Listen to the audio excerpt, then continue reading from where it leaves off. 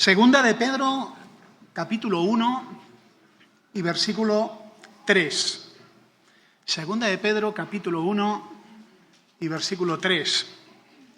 Como todas las cosas que pertenecen a la vida y a la piedad nos han sido dadas por su divino poder, mediante el conocimiento de aquel que nos llamó por su gloria y excelencia, por medio de las cuales nos ha dado preciosas y grandísimas promesas para que por ellas llegaseis a ser participantes de la naturaleza divina, habiendo huido de la corrupción que hay en el mundo a causa de la concupiscencia. Vosotros también, poniendo toda diligencia, por esto mismo añadid a vuestra fe virtud, a la virtud conocimiento, al conocimiento dominio propio, al dominio propio paciencia, a la paciencia piedad, a la piedad afecto fraternal y al afecto fraternal amor. Porque si estas cosas están en vosotros y abundan, no os dejarán estar ociosos ni sin fruto en cuanto al conocimiento de nuestro Señor Jesucristo. Pero el que no tiene estas cosas tiene la vista muy corta, es ciego, habiendo olvidado la purificación de sus antiguos pecados. Por lo cual, hermanos, tanto más procurar hacer firme vuestra vocación y elección, porque haciendo estas cosas no caeréis jamás. Porque de esta manera os será otorgada amplia y generosa entrada en el reino eterno de nuestro Señor y Salvador Jesucristo. Por esto, yo no dejaré de recordaros siempre estas cosas, aunque vosotros las sepáis, y estéis confirmados en la verdad presente. Pues tengo por justo, en tanto que estoy en el cuerpo, el despertaros con amonestación, sabiendo que en breve debo abandonar el cuerpo, como nuestro Señor Jesucristo me ha declarado. También yo procuraré con diligencia que después de mi partida vosotros podáis en todo momento tener memoria de estas cosas. Ciudadanos del reino de Dios. Eso es lo que somos. Hoy en día es muy interesante porque hoy en día todo el mundo está intentando decirte cuál es tu identidad. ¿Cuál es tu identidad? ¿Qué eres tú? Vaya cuestión. Nosotros somos ciudadanos del reino de Dios y la idea central es que el objetivo en la vida cristiana es el crecimiento en vida, reflejar el carácter de Cristo. Y esto tiene una consecuencia, que nuestro disfrute del reino de Dios y nuestras responsabilidades dependen de esa madurez espiritual. Y quiero comenzar con el versículo 11, este versículo tan misterioso, pero que tiene tanto que enseñarnos. Después de decir, hermanos, con toda diligencia añadid a vuestra fe virtud, a la virtud conocimiento, al conocimiento dominio propio, termina diciendo, esta frase dice, versículo 11, dice, porque de esta manera os será otorgada amplia y generosa entrada en el reino eterno de nuestro Señor y Salvador Jesucristo. ¿Qué significa el versículo 11? ¿Qué significa esa entrada amplia y generosa? ¿En qué consiste? ¿No tenéis curiosidad? Porque yo sí. Bueno, creo que hay una pobreza muy grande dentro de nosotros en cuanto al conocimiento de la palabra de Dios, pero también en cuanto al conocimiento del reino de Dios. ¿Qué es el reino de Dios? Si tú le preguntas hoy a cada uno, oye, ¿qué es el reino de Dios? Muchos no sabrán precisar, quizá muchos respondan correctamente que el reino de Dios es el gobierno de Dios en tu vida. Es decir, el reino de Dios es Dios gobernando tu persona, tus prioridades. Y eso es cierto, por supuesto. Pero el reino de Dios tiene un aspecto público y, si me lo permitís, administrativo. El reino de Dios es una administración. El reino de Dios tiene un rey. ¿Sí o no? Hasta ahí estamos, ¿verdad? Si no es una república. Pero el reino de Dios es un reino y hay un rey. Y hay una capital, la Nueva Jerusalén. Y hay una administración territorial, porque Él es Rey de reyes y Señor de señores. Y hay ciudades sometidas. Estamos hablando del aspecto futuro del reino de Dios. Un rey que va a ejercer justicia y que va a ser el primer rey justo que la humanidad ha visto. Dios le hizo una promesa a David, que de él se levantaría un rey que reinaría para siempre. ¿Os imagináis por un momento lo que sería un gobierno justo en este mundo? Es difícil de pensar, porque no hemos tenido muchos gobiernos ejemplares, porque los seres humanos llevamos la corrupción de serie. Llevamos deseos torcidos, maldad y egoísmo. Pero aquí dice la Escritura que se va a levantar un rey que es un rey justo. Y este reino de Dios no solo tiene un rey, sino tiene súbditos. Y estos súbditos son una nueva humanidad. Una humanidad que ha sido transformada. Y no solo son gente que se han esforzado por ser buenos chicos y buenas chicas, sino que sus naturalezas han cambiado y han sido hechos aptos para amar lo bueno y aborrecer lo malo, por la sangre de ese rey que se llama Jesús. Así que este reino es una administración, es un rey, es una nueva humanidad. Y este reino se va a manifestar en cada detalle. En este reino, la humanidad no solo vivirá de una manera diferente, conforme al propósito de Dios. Cada ciudadano reflejará el carácter del rey. Pero también hay textos muy misteriosos en la Escritura que dicen cosas como que en el reino de Dios no va a haber separación entre lo santo y lo profano, porque todo será santo. Os voy a leer un texto, si sois rápidos, acompañadme en Zacarías capítulo 14. Este tiene premio, porque es Zacarías, es el libro chiquitito, pero está al final del Antiguo Testamento. Zacarías capítulo 14, versículos 20 y 21, y si no, yo os lo leo. Dice así Zacarías 14, 20.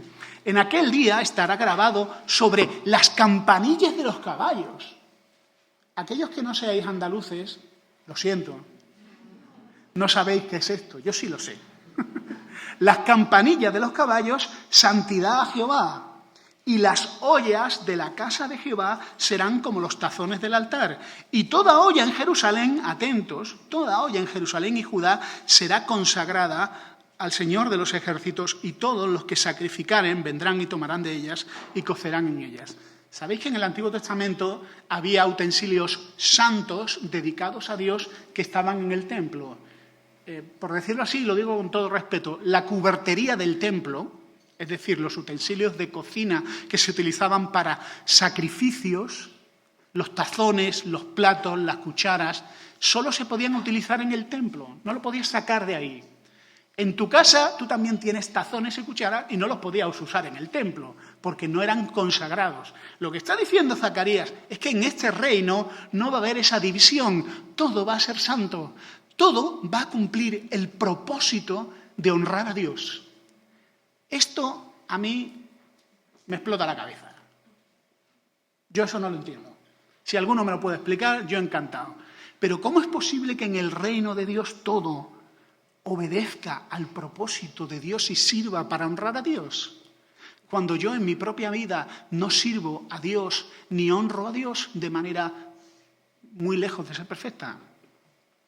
Dice aquí, dice la Escritura que el reino de Dios es de los bienaventurados. Mateo 5. ¿Alguien ha leído el Sermón del Monte? ¿Sabéis qué tiene que ver el Sermón del Monte con el reino de Dios? ¿Lo sabíais? El reino de Dios estará formado por bienaventurados, aquellos que son pobres en espíritu, que lloran, que tienen hambre y sed de justicia, que son misericordiosos, de limpio corazón, pacificadores, que padecen persecución por causa de la justicia y que son perseguidos. Dice que si somos transformados, añadiendo todas estas virtudes que representan de manera ejemplar el carácter perfecto de Cristo, nos será otorgada amplia y generosa entrada. A los generales romanos se les recibía, cuando eran victoriosos, con una gran fiesta, amplia y generosa. y con nuevas responsabilidades. Mirad, quitaos de la cabeza la idea de que en el reino de Dios solo vamos a estar disfrutando de forma irresponsable, de manera pasiva, porque en el reino de Dios vamos a tener más responsabilidades. Alguno que sea un poco holgazán dirá, ¿más? En el reino de Dios vamos a tener muchas cosas que hacer. ¿Sabéis cuáles? Yo no lo sé. Tampoco puedo intentar dilucidar de la Biblia, pero sería un poco de teología ficción. Lo que sí sé es que Jesús instruyó y preparó a los discípulos para prepararse para el reino y que hay grados de responsabilidad y de autoridad en el reino. Y esos grados dependen del tipo de persona que tú eres ahora y de lo responsable que eres en lo poco. Mateo 25, 21, el Señor le dijo, buen siervo y fiel, sobre poco has sido fiel, sobre mucho te pondré, entra en el gozo de tu Señor. ¿Qué quiere decir esto? Mira, a veces se nos acusa a los cristianos de estar pasmaos mirando el más allá y olvidándonos del más acá. Spurgeon tiene un chiste muy gracioso sobre estos hermanos que estaban obsesionados con la profecía y les decía, varones de Plymouth, ¿qué hacéis mirando al cielo? Y lo que sí es cierto es que bíblicamente, si nos preocupa el reino, nos preocupará mucho cómo vivimos ahora. Si nos preocupa el reino de Dios, nos interesa mucho ser fieles en lo poco. ¿Y qué es ser fiel en lo poco? Significa ser fiel en tu vida, ser responsable, ser leal a Dios en tu vida, es lo poco, porque te esperan mayores responsabilidades con las que servir a Dios. Y todo aquel que ama a Dios desea servirle para siempre. Todo aquel que ama a Dios desea honrarle para siempre. Mateo 20, 25, Jesús le dice a los discípulos, ¿sabéis que los gobernantes de las naciones se enseñorean de ellas? Y los que son grandes ejercen sobre ellas potestad, mas entre vosotros no será así, sino el que quiera hacerse grande entre vosotros será vuestro servidor. Este es otro principio del reino de Dios. El servicio es la mayor honra. Servir a otros te convierte en grande. Y claro, esto choca totalmente con nuestros valores y nuestra cultura caída. Lo guay es que te abaniquen con hojas de palmera y te metan aceitunas en la boca como si fueras un pavo. La gran vida. Pero los principios, los valores, más todavía la vida del reino es una vida diferente. Y Jesús dio ejemplo. Yo no he venido para ser servido, sino para servir a otros. Les lava los pies y les dice, mirad, esto que he hecho es para que se os meta en la cabeza, perdonadme la paráfrasis, para que se os meta en la cabeza que en el reino el servicio es central. Y en el reino vamos a tener ocasiones diarias de servir. Lucas 19, por cuanto en lo poco has sido fiel, tendrás autoridad sobre 10 ciudades. Hermanos, en el reino nos esperan nuevas responsabilidades y para esas responsabilidades te estás preparando ahora. Ahora, por medio de tus pequeñas luchas, por medio de las terribles decisiones que estás tomando, ser fiel a Dios, obedecer a Dios, desobedecer a Dios, hacer lo correcto, ese corazón partido que tienes y que a veces no sabes por dónde tirar y a veces te cuesta sangre y lágrimas tomar el camino de Dios y ser un discípulo, esos sufrimientos te están preparando para tus nuevas responsabilidades en el reino de Dios. No son estériles, no son cosas que, algunos tienen la idea de, ya cuando estemos en el reino, pues ya, como ya hemos servido a Dios y dejaremos de servir y de sufrir y ya solo a tirarte a descansar. No, no es cierto. ¿Será un trabajo? Sí. ¿Será satisfactorio? Sí. Pero si maduras, Dios te dará responsabilidades adecuadas a tu estatura espiritual. Y dicho de otra manera, Dios no ha hecho el cielo para nosotros. os dejo que proceséis esto. Dios no ha hecho el cielo para nosotros, sino que nos ha hecho a nosotros para el cielo. Lo voy a explicar de otra manera. Todavía no estamos muy listos para el cielo. Dios nos está preparando ahora para ese reino. Dios nos está entrenando y estamos en el gimnasio de la fe para prepararnos para la vida en el reino. Porque cuanto más preparados estemos, más vamos a disfrutar con más intensidad la calidad y la vida en el reino de Dios. 2 Corintios 5, versículos 4 y 5, dice el Señor: porque los que estamos en este tabernáculo gemimos con angustia, no quisiéramos ser desnudados, sino revestidos para que lo mortal sea absorbido por la vida. Y fijaos en este versículo tan misterioso, dice: mas el que nos hizo para esto mismo es Dios, quien nos ha dado las arras del Espíritu. Es decir, el cielo no es un lugar que Dios está preparando para que encaje, sino que Dios te está preparando a ti para que tú encajes en el cielo. Nos está haciendo aptos. Y eso se produce a través de un lento proceso de transformación, de discipulado, de obediencia, de dependencia de Dios, que es la madurez.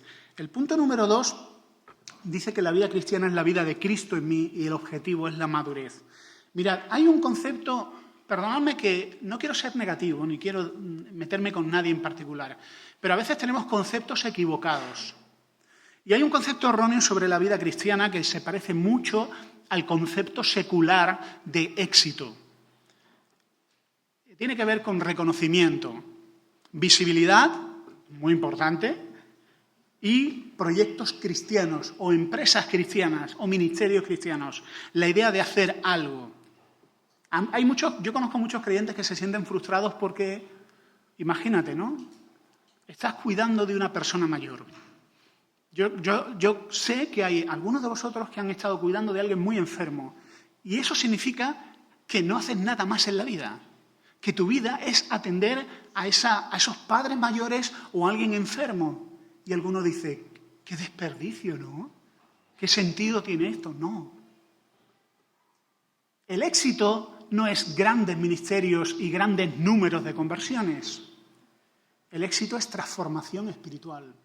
Ser más semejante. Y a lo mejor esa persona que está atada al servicio de un enfermo está creciendo mucho más y se está preparando mucho mejor que tú, que eres pastor o que estás al frente de un ministerio, porque está madurando y está aprendiendo lecciones sobre el servicio que a lo mejor otros no tenemos la ocasión de aprender. Y esto le da un vuelco a nuestra cultura evangélica, a cierto sector de la cultura evangélica que entiende éxito cristiano con reconocimiento.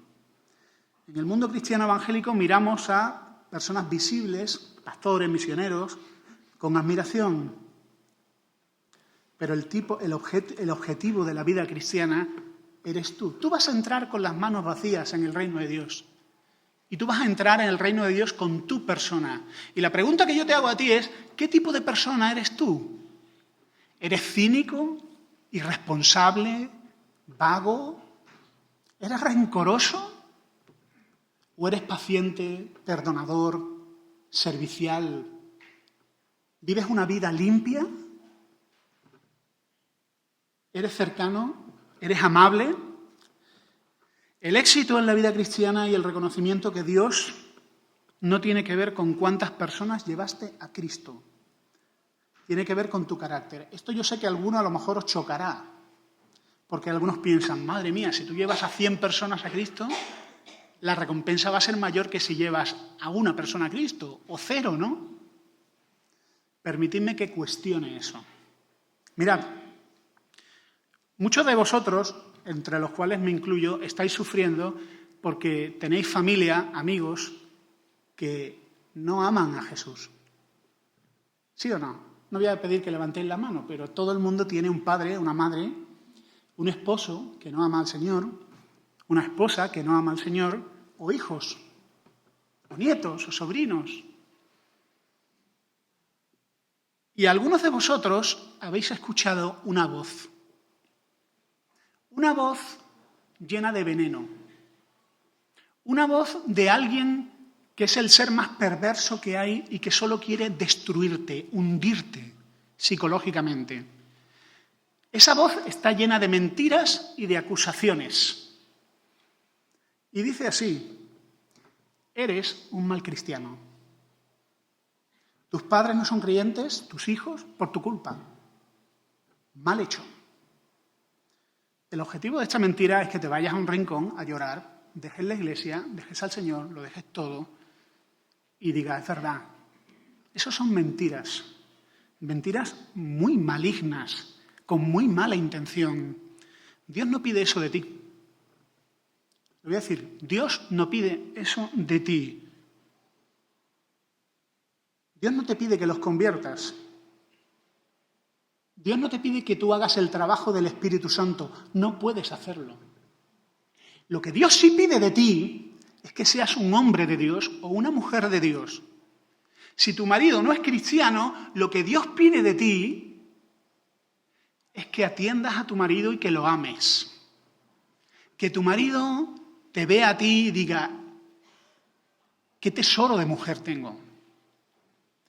Que tu casa esté bien gobernada y administrada y tus hijos cuidados de manera ejemplar. Eso es lo que Dios pide de ti. Algunos han entendido que lo que Dios pide de ellos es que los convierta. No, lo que Dios me pide es que convierta a mi marido. Tengo un amigo conocido que me dice, mi vida es insoportable. Este amigo no es creyente. Mi mujer es evangélica, como tú, Julio. En mi casa no puedo escuchar nada más que música cristiana. ¿Tú sabes lo que es eso? Música cristiana por la mañana y por la tarde y por la noche. Y predicaciones. No puedo ver televisión porque todo es del diablo. Y después de una semana donde no puedo hacer nada, por cierto, y mi mujer está todo el día en la iglesia, nunca está en casa. Tengo que ocuparme de todo. Y después de eso me dice que vaya a la iglesia. ¿A qué? ¿A escuchar más música cristiana? ¿Más predicaciones? Ya tengo suficiente. Y esto nos hace gracia porque la verdad es que dices tú, pues sí, la verdad es que, ¿sabes qué le digo? Tienes razón, tío. Tienes razón, macho. Esto no es normal, esto es insufrible. No, Dios no pide eso de ti, que conviertas a los demás por indirectas. Tus amigos no creyentes no son creyentes, ¿vale? Pero no son tontos. De hecho, son más listos que tú. Y las indirectas las pillan. Y están hartos. Lo que pasa es que son muy educados para decirte nada. No, Dios no nos pide que convirtamos a nadie. Dios pide que vivamos vidas excelentes. Dios te va a pedir cuentas de lo que has hecho con tu vida. Y el Espíritu Santo sabrá qué hacer con los demás y ellos darán cuenta de sí. Pero lo que Dios te va a pedir a ti es qué tipo de hombre has sido. ¿Qué tipo de marido has sido? ¿Qué tipo de esposa has sido? ¿Qué tipo de hijo has sido? Obviamente sé que esto no soluciona la vida a algunos porque muchos dicen, sí, Julio, lo que tú digas, pero yo quiero que mis padres se salven. Ya, lo que quiero es quitar la culpa que no te corresponde a ti y que Dios no pone en ti. Y ahora, permitidme que cierre este paréntesis y continúe. Dios puede prosperar nuestro ministerio mientras vivimos en pecado. Y muchos de nosotros confundimos dones con madurez espiritual. Esto es un error, confundir dones con madurez espiritual. Tú puedes cantar muy bonito, predicar muy bonito, o ser una persona muy sociable, muy hospitalaria, pero esconder basurita en tu vida. Esconder un montón de cosas que no agradan a Dios. Y claro, muchos dicen, pero no es un hombre, una mujer de Dios, míralo, cómo sirven. A Dios no le deslumbra eso. Lo que Dios quiere es que reflejes las virtudes de Cristo en tu vida y que para eso, versículo 5, pongas toda diligencia. Toda diligencia. Versículo 3. Todas las cosas que pertenecen a la vida y a la piedad nos han sido dadas por su divino poder mediante el conocimiento de aquel que nos llamó por su gloria y excelencia. Este versículo ya merece en sí una predicación. Mirad, hermanos, tenemos todos los recursos de Dios para vivir una vida cristiana plena. Dios abre sus puertas a su almacén de recursos donde tienes todo lo que necesitas para vivir una vida cristiana satisfactoria, llena de Dios y exitosa según Dios. No necesitamos modas espirituales. Y esto lo digo porque yo ya voy camino para los 50 años y he visto ya varias modas espirituales. Y con esto no estoy insultando ni criticando a nadie. Hay muchos buenos cristianos, hombres y mujeres de Dios, que se dejan arrastrar por modas espirituales. Básicamente las modas espirituales consisten en una cosa y es, mira, yo soy fulanito, el apóstol. Soy el apóstol fulanito, llámame apóstol. Y te voy a enseñar algo que nadie había enseñado hasta ahora. Pero esto que te voy a enseñar es esencial para tu vida cristiana. Y qué pena, qué pobrecito, qué penita me das que nadie te lo enseñó. ¿No te lo enseñaron en tu iglesia? Ay, pero yo soy el apóstol y te voy a enseñar algo que es clave para vivir como un cristiano 10. Eso no es cierto. ¿Qué dice el versículo 3? Todas las cosas. ¿Cuántas cosas? Todas las cosas que pertenecen ¿a qué? A la vida y a la piedad. ¿Nos serán dadas? No, nos han sido dadas. Están a tu disposición. Y las modas te dicen, no, tú necesitas algo más. ¿Tú creíste en Jesús? Sí, pero eso es un nivel muy bajo de fe.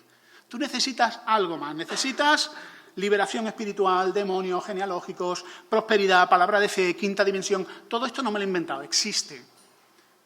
Algunas modas espirituales, yo recuerdo cuando era jovencito, te decían, ay, ¿todavía oras?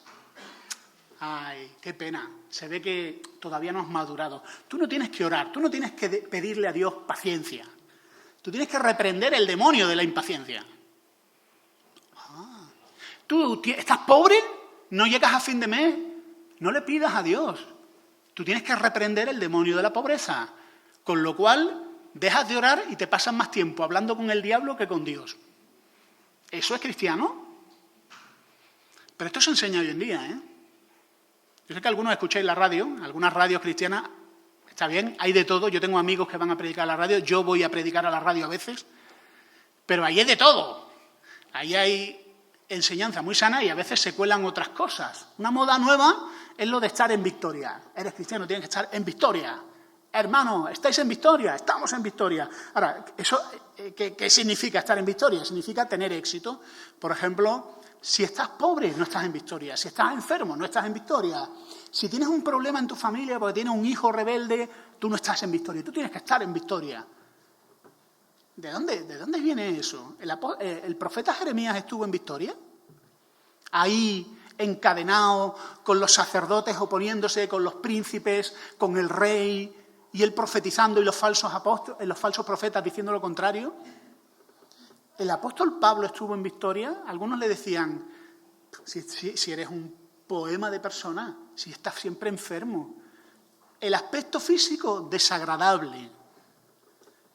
A veces estás pobre. ¿Qué clase de victoria es esta? Claro, la victoria que dice Pablo es, mi victoria es que estoy satisfecho con Cristo, sea cualquiera que sea mi situación. Todo lo puedo en Cristo que me fortalece no significa que voy a levantar 100 kilos en el press de banca. Todo lo puedo en Cristo que me fortalece significa que estoy feliz y satisfecho con Jesús.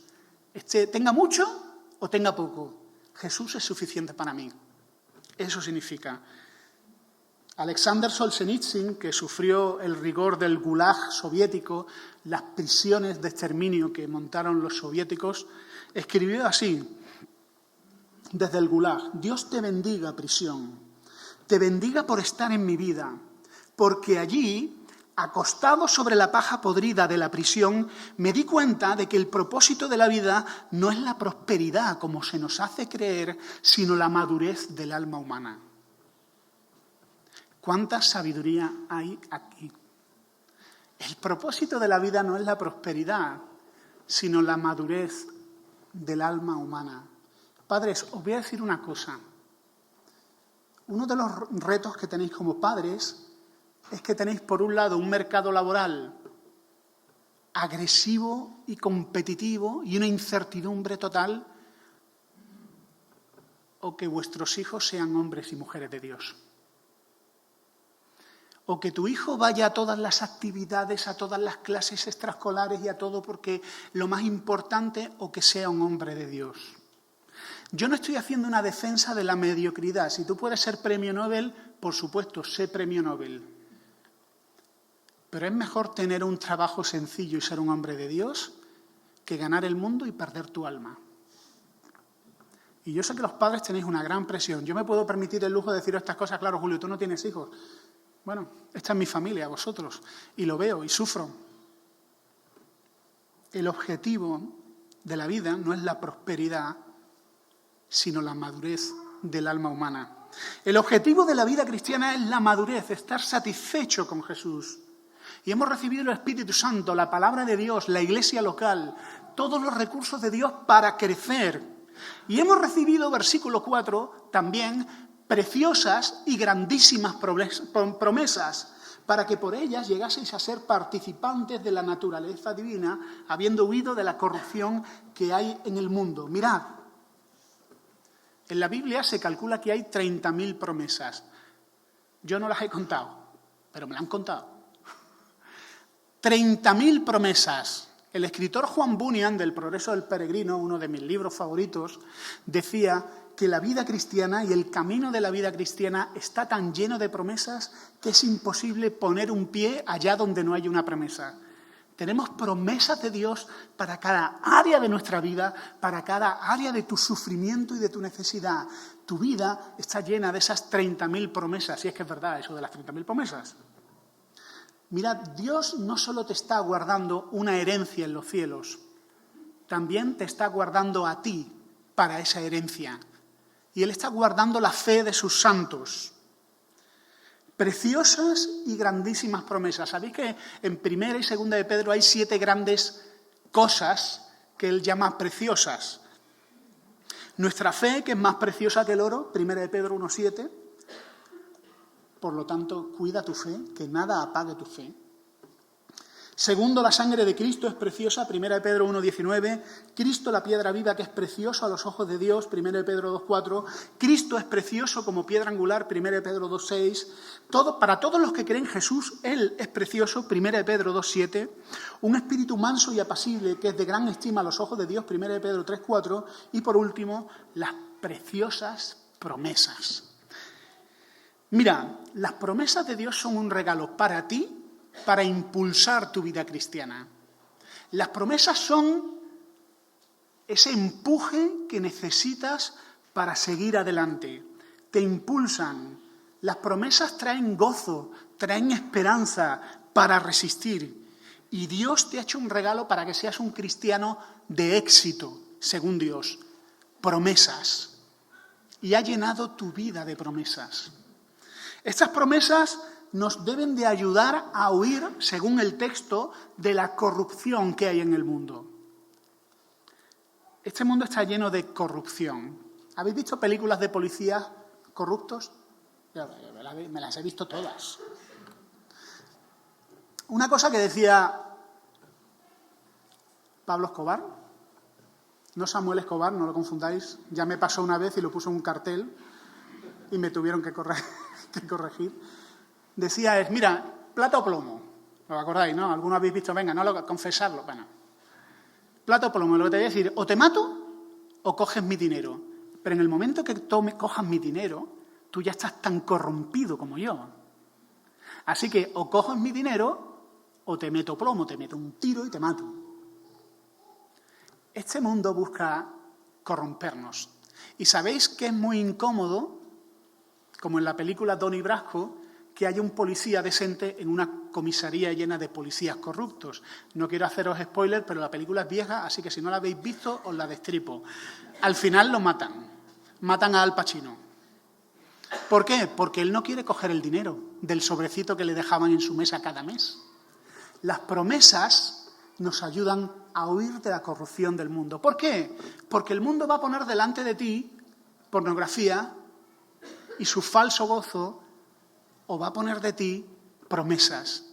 Porque el mundo va a poner delante de ti una amistad que no te conviene y que te va a atar a algo que te aleja de Dios o sus promesas. Y yo tengo un gran respeto hoy en día por los jóvenes, porque la presión que estáis sufriendo no la han sufrido vuestros padres, ni vuestros abuelos. La presión que hay en este sistema que ha excluido totalmente a Dios no la ha sufrido nadie. Así que los nuevos héroes de la fe, Iglesia, son los jóvenes. Orad por ellos, que lo necesitan. Mira, Daniel y sus amigos estaban en Babilonia. Babilonia no era un campo de exterminio nazi. Babilonia era un sitio sofisticado, lujoso, música, cultura y muy tolerante. Bueno, muy tolerante con todo menos con el monoteísmo de los israelitas. Las universidades y los institutos de hoy en día son sitios sofisticados de cultura, son sitios tolerantes con todas las cosmovisiones menos con una, la cristiana. ¿Son nuestros enemigos? No. Dios nos llama a amarlos. ¿Nos sentimos superiores que ellos? No. Nosotros somos iguales que ellos. Pero vais a sufrir presiones. Bueno, ¿qué os voy a contar? Ya las estáis sufriendo. Así que, cuando venga la presión, gózate en las promesas. Porque las promesas han dado para ese momento en el que seas el chiste de la clase, o seas objeto de bullying o de bromas crueles, para que tu fe se sostenga en las promesas. Y dice la Escritura, poned toda diligencia, poniendo toda diligencia. ¿Y esto qué quiere decir? Que la vida cristiana no es nada fácil. Me imagino que hay aquí algún amigo que no es cristiano y dirá, Julio, vaya forma de venderle el cristianismo. Esto es honesto, Jesús lo decía. Si alguno quiere venir en pos de mí, niéguese a sí mismo. La vida cristiana no es fácil, es un reto. Ahora, las satisfacciones son mucho más grandes que las privaciones y las recompensas, y lo que Dios nos da en vida también es mucho más grande y más valioso que las falsas promesas. Añadid a vuestra fe, y vamos con el versículo 5, ¿no? Poniendo toda diligencia. Por esto mismo, añadid a vuestra fe virtud, a la virtud conocimiento, al conocimiento dominio propio, al dominio propio paciencia, a la paciencia piedad, a la piedad afecto fraternal y al afecto fraternal amor. ¿Qué está diciendo este texto? Este texto está diciendo, construye tu fe, edifica tu vida, madura, crece, porque este es el objetivo de la vida cristiana. Había un padre que era uno de los padres de los misioneros que mataron los Aucas. Todos habéis visto la película o habéis leído el libro Portales de Esplendor. Pues el papá de uno de estos chicos les leía este texto a sus jóvenes, a sus hijos, así. Añadid a vuestra fe la virtud de Ruth. A la virtud de Ruth, el conocimiento de Salomón. Al conocimiento de Salomón, la paciencia de Job. A la paciencia de Job, la piedad de Daniel. A la piedad de Daniel, el afecto fraternal de Jonatán, y al afecto fraternal de Jonatán, el amor del apóstol Juan. Esto es nuestro objetivo. Y Dios nos ha dado todos los recursos para vivir así. La virtud tiene que ver con un carácter piadoso, honesto, la fortaleza de mantenerse firme al lado de lo correcto. La virtud es Daniel diciendo, no, rey, no adoraremos tu estatua de oro, sean cuales sean las consecuencias. La virtud es Timoteo, un hombre joven sirviendo a Dios, mientras sus amigos jóvenes seguramente estaban de botellón, o de botellón versión primer siglo. De odre le llamarían. Gracias. Luego os invito a un pincho que yo pincho. La virtud es servir a Dios a pesar de tu juventud. El dominio propio, que es una voluntad guiada por Dios. Hoy en día te dicen, sigue tu corazón. Oye, que no sé qué hacer, sigue tu corazón. No, la Biblia dice, sigue la verdad. Sigue la verdad, lo que es correcto, la verdad objetiva, la verdad que está por encima de tus percepciones y de tus deseos. Sigue la verdad. Paciencia o perseverancia. Y el contexto es resistencia frente a las pruebas. Aguantar la presión. Jóvenes, aguantad la presión. Y tendréis una amplia y generosa entrada en el reino de Jesucristo. La paciencia o perseverancia tiene que ver con llevar a cabo tus obligaciones, pase lo que pase. Y conseguir lo correcto, pase lo que pase y sea cual sea la presión. No sé si habéis oído hablar la historia del soldado japonés Hiro Onoda. Esta es una historia, a mí me parece muy divertida, pero muy bonita también. Este señor fue soldado y lo desplegaron en Filipinas para que practicara la guerra de guerrillas. Y su última orden es: tú te quedas aquí y haces la guerra hasta que nosotros te digamos. Acabó la guerra, acabó la Segunda Guerra Mundial y el señor seguía pegando tiros con la policía filipina y haciendo la guerra en la selva de Filipinas. Los estadounidenses lanzaron folletos diciendo que la guerra acabó, que vuelve a casa, hay paz. Y él cogía los folletos y decía: ¡ay, los servicios de inteligencia cómo son! En el año 74, un estudiante que dejó la universidad y se dedicó a buscar al Yeti y al soldado Hiro Onoda y a no sé qué otra tontería más, se fue a Filipinas y lo encontró. Hombre, Hiro, y se hicieron amigos. Y este chaval le dijo: señor Onoda, que la guerra ha acabado. Y él... El chico joven se fue a Japón y habló con las autoridades japonesas y dice: he descubierto al soldado Hiro Onoda. Y se había hecho una foto, un selfie. Total, que como el hombre no dejaba las armas, buscaron a su comandante, que se llamaba, lo tengo aquí apuntado, el comandante Taniguchi. Claro, el comandante Taniguchi, que era su oficial superior, ahora tenía una librería. Era librero. Así que le dijeron las autoridades japonesas: usted se pone un uniforme, se va a Filipinas y le entrega las órdenes al soldado Onoda. Así que hasta que no llegó el oficial y le dijo: estas son sus órdenes, ríndase, y el hombre entregó el uniforme, su fusil y 500 cartuchos. Eso es paciencia. Eso es perseverancia. Seguir cumpliendo tu objetivo. Yo tengo varios sobrinos y mis amigos, yo soy el único creyente de mi familia y me gusta hablar con mis sobrinos ya que empiezan a ser mayorcitos y podemos tener conversaciones algo más interesantes que las conversaciones tan infantiles. Y a mi sobrino Jorgito, al que lo conocéis alguno porque viene a las subastas de tartas en el mes misionero, le pregunto: Jorge, ¿qué es más importante, ser feliz o cumplir con tu obligación? Se queda callado y me dice: tío Julio, ¿ser feliz? Y le digo: no. Si tú intentas ser feliz, nunca serás feliz. Pero si tú cumples con tu obligación, habrás cumplido tu propósito y serás feliz. Y me dice: tienes razón, tío Julio, lo pensaré. Perseverancia, piedad, devoción a Dios. Piedad es amar a Dios no solo el domingo, sino el resto de la semana. Piedad es cantar no solo el domingo, sino cantar el resto de la semana. Orar, leer la Biblia no solo el domingo, sino el resto de la semana. Afecto fraternal. Afecto fraternal es entregar tu vida por los hermanos y hermanas. Y dejadme que os diga una cosa. Esto puede sonar un poco fuerte.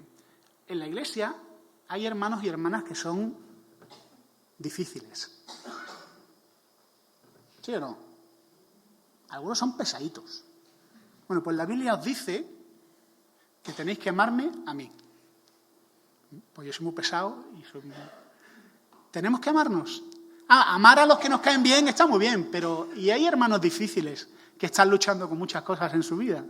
También tenemos que amarles a ellos. Y amar a los hermanos que te hacen daño. ¿A alguno le ha hecho daño a algún creyente?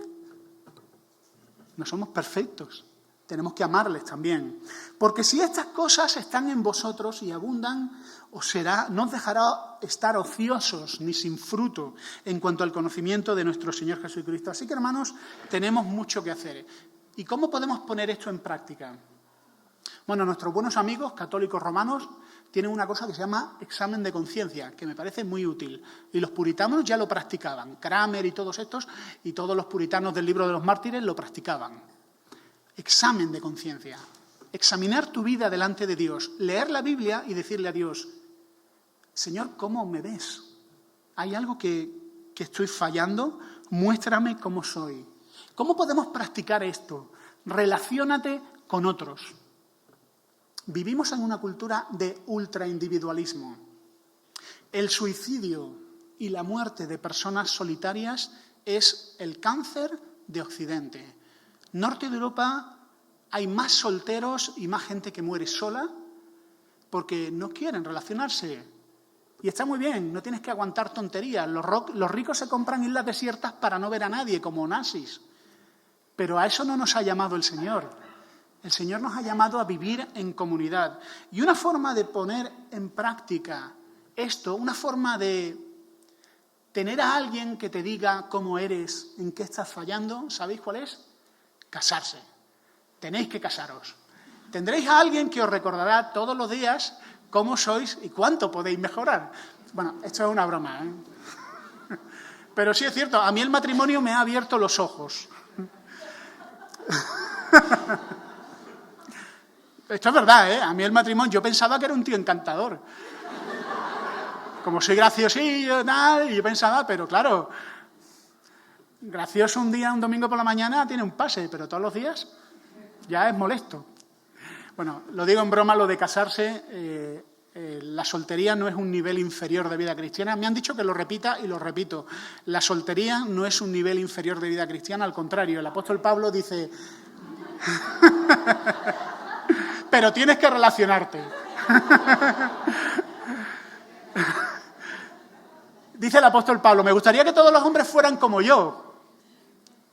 En el sentido de que, oye, no es ningún estigma. Yo sé que algunas versiones del cristianismo han hecho de la soltería el no va más. Tampoco. Lo que quiero decir con esto es que necesitamos vivir nuestro cristianismo en comunidad. Grupos de crecimiento. Los grupos de crecimiento es la parte más pequeña de la iglesia y donde más cortas son las distancias. Yo llevo en el mismo grupo de crecimiento 20 años. Bueno, ha cambiado mucha gente, la gente que había al principio no había, pero esencialmente es el mismo grupo de crecimiento. Y para mí, en mi vida personal, mi grupo de crecimiento, cuando digo mi grupo de crecimiento no digo que sea mío, en plan, es mi grupo de crecimiento y yo soy de ellos. Es una bendición.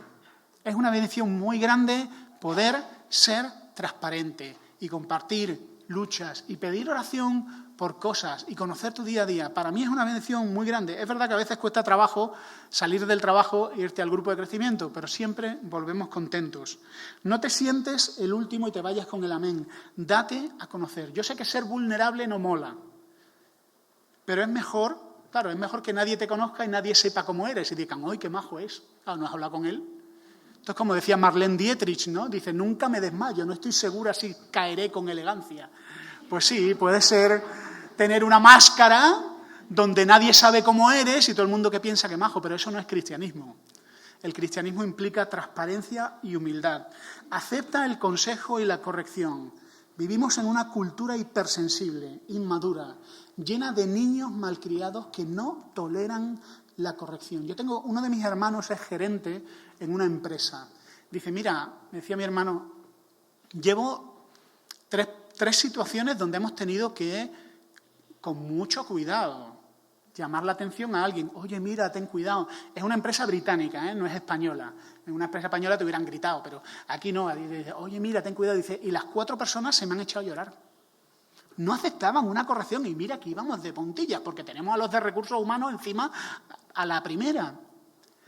Muchos no soportamos bien la corrección. Nos justificamos, nos ponemos en guardia. Acepta la corrección. Acéptala. Si tienes a alguien que te odia, alguno tenéis a alguien que os odia y que dice barbaridades de vosotros, dadle las gracias. Porque, como decía Spurgeon, seguramente eres peor de lo que él dice, lo que pasa es que no te conoce. Acepta la corrección. No estés satisfecho con tu condición espiritual. Busca a Dios cada mañana. Necesitamos llenar nuestra vida de Dios, nuestros pensamientos de oraciones, nuestra memoria de textos. Yo no sé cómo algunos cristianos no pueden vivir la vida cristiana sin leer cada día y sin orar cada día. No sé qué proeza es esa, pero desde mi humilde punto de vista es imposible vivir una vida cristiana medianamente saludable sin leer cada día. Alimenta tu esperanza. El reino de Dios viene. Este mundo se agita en una gran crisis. Y cada vez se ven más tumultos y crisis que dices tú, ¿y esto de dónde sale? Los conspiracionistas dicen, esto está orquestado, Este mundo se está agitando y las crisis y las revueltas van a más. Y estamos desde hace ya tiempo en los últimos tiempos. Y lo que nosotros oramos es venga tu reino, no solo a mi vida, sino venga tu reino a este mundo. Así que quiero preguntarte si estás listo para ese reino. ¿Estás listo para entrar en ese reino y asumir tus nuevas responsabilidades? Y si eres una persona que nos visita y has escuchado una parte de la predicación y has dicho, yo he intentado ser paciente y no he podido, no te preocupes. Dios no te pide eso. Dios te pide que por medio del conocimiento, por medio de la confianza en aquel que murió, que es Jesús, Él pueda vivir su vida en ti. El cristianismo no es una serie de reglas, ni Jesús es un profesor de religión. Jesús es un socorrista. Jesús es un salvador, no es un profesor. Nos ponemos en sus brazos y Él tiene el poder para vivir una vida que nosotros en nuestras fuerzas no podemos vivir. Ábrele el corazón y abre tu confianza a este Salvador que viene pronto. Que el Señor nos ayude a estar listos para ese día. Amén.